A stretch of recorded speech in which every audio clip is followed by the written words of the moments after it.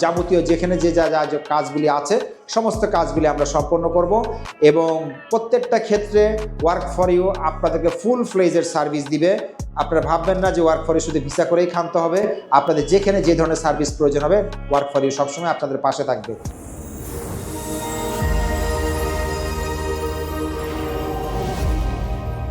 Hello everyone, আবারও শুভেচ্ছা জানাচ্ছি আপনাদের ওয়ার্ক ফর ইউ কনসালটেন্সি চ্যানেলে। আমরা প্রায় একটা প্রশ্নের সম্মুখীন হচ্ছি এখন, সেটা হচ্ছে যে আসলে ডেনমার্কে যাবার পরে আমাদের করণীয় কি কি, যাবার পরে আসলে কি হবে, কি করা উচিত, কি করণীয় আমাদের, এগুলি নিয়ে যদি একটা গাইডলাইন আপনি আমাদেরকে বলতেন। বেসিক্যালি ডেনমার্কে যাবার পরে আপনাদের আসলে করণীয় 4টা জিনিস, এটা মাথায় রাখবেন। এবং এই 4টা জিনিসের করণীয় ক্ষেত্রে প্রত্যেকটা ক্ষেত্রেই ওয়ার্ক ফর ইউ আপনাদেরকে হেল্প করতে পারবে। প্রথম কাজ হচ্ছে ডেনমার্কে নামার পরে আপনার একটা বাসা ভাড়া করা। এটা একটা আপনাদের প্রথম কাজ। যে কোনো একটা রেসেম থাকবেন কোথায় ভাই, তাহলে আপনাদের একটা অ্যাড্রেস লাগবে। তাহলে প্রথম কাজ হচ্ছে ডেনমার্কে যাওয়ার পরে একটা বাসা ভাড়া নেওয়া, নাম্বার 1। নাম্বার 2 সেটা হচ্ছে সিপিআর নাম্বার নেওয়া। সিপিআর নাম্বারটা মাথায় রাখবেন, খুবই গুরুত্বপূর্ণ। এই নাম্বারটা আপনাদেরকে অবশ্যই নিতে হবে। এটা হচ্ছে ডেনমার্কের মিউনিসিপ্যালিটিতে গিয়ে আবেদন করতে হয়। আপনি যে অ্যাড্রেসে আসেন সেই অ্যাড্রেসটা দিয়ে আবেদন করার পরে দেন তারা আপনাকে জাস্টিফাই করে যে আপনি আসলে ওই বাসাটা ভাড়া নিয়েছেন কি না। সে ওনারা একটা সিকিউর একটা ফরওয়ার্ডিং লেটার লাগে, সেই ফরওয়ার্ডিং লেটারটা দিয়ে দিলেই হয়ে যায় সাথে। তারপরে হচ্ছে সেই ফরওয়ার্ডিং লেটারটা যাচাই বাছাই করে ওরা তারপরে আপনাকে সিপিআর নাম্বারটা ইউজ করবে, যেটা 3 বছরের জন্য ইস্যু হবে আপনার নাম্বারে। ডক্টর, ডেন্টিস্ট এবং নার্সদের জন্য 3 ইয়ার্সের জন্য একবারে ওই সিপিআর নাম্বারটা দিয়ে আপনার জন্য এটা রেসিডেন্ট পারমিট কার্ডও বলতে পারেন।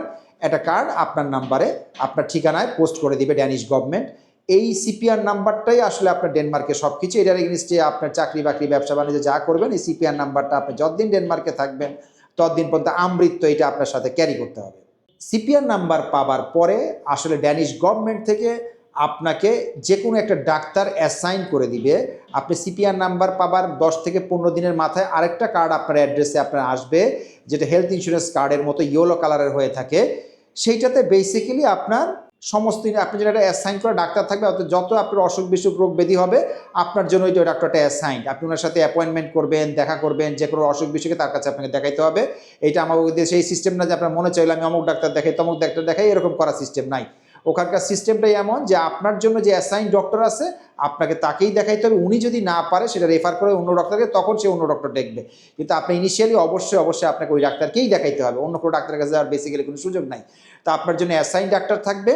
এরপরে হচ্ছে মিট আইডির আবেদন করবেন আপনারা। মিট আইডি জিনিসটা কি আসলে?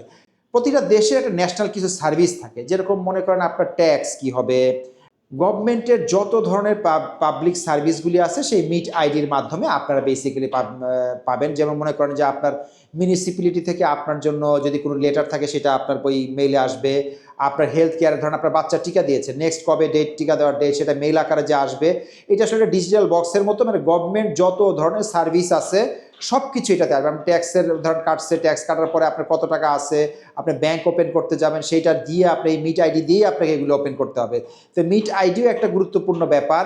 এই মিট আইডিটা দিয়ে আপনার গভর্নমেন্টের যাবতীয় যত ধরনের সার্ভিস আছে সব কিছুর অ্যাক্সেস আপনি এই মিট আইডির মতো মাধ্যমে পাবেন।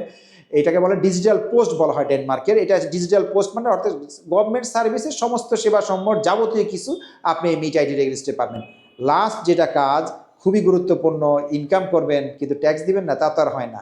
ওখানে আপনি একটা ট্যাক্স নাম্বারের জন্য আপনাকে আবেদন করতে হয়।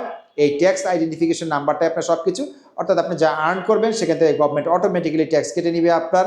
সেক্ষেত্রে আপনার কিছু করণীয় নাই, গভর্নমেন্টের যে ল আছে সেই ল অনুযায়ী আপনার ট্যাক্স কাটবে। সো দেখেন 4টা কাজ: প্রথমে বাসা ভাড়া নেওয়া, সিপিআর নাম্বার নেওয়া, মিট আইডির জন্য আবেদন করা এবং ট্যাক্সের জন্য অ্যাপ্লাই করা।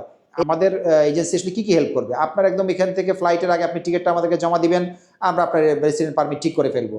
আমরা অনলাইনে আপনাদের হয়ে যাবতীয় যেখানে যে যা যা কাজগুলি আছে সমস্ত কাজগুলি আমরা সম্পন্ন করব এবং প্রত্যেকটা ক্ষেত্রে ওয়ার্ক ফর ইউ আপনাদেরকে ফুল ফ্লেজের সার্ভিস দিবে।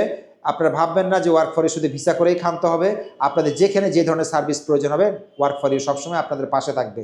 সো ডেনমার্কে আশা করি আপনারা বুঝতে পেরেছেন ডেনমার্কে যাওয়ার পরে আপনাদের করণীয়টা কি, এই ধারণা সম্পর্কে আপনাদের আশা করি পরিষ্কার ধারণা আছে। ধন্যবাদ সবাই।